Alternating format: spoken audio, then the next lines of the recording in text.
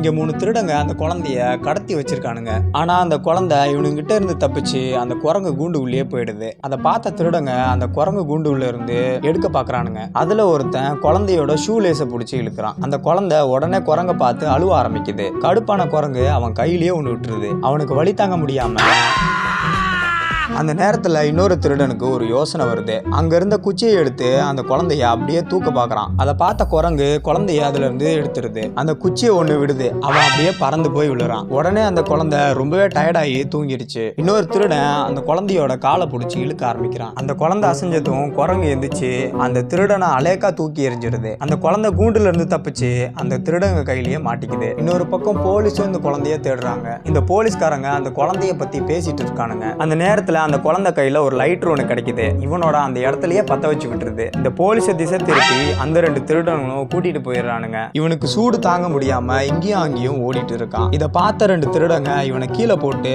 அவனோட அந்த இடத்துலயே நங்கு நங்குன்னு மிதிச்சிடறானுங்க.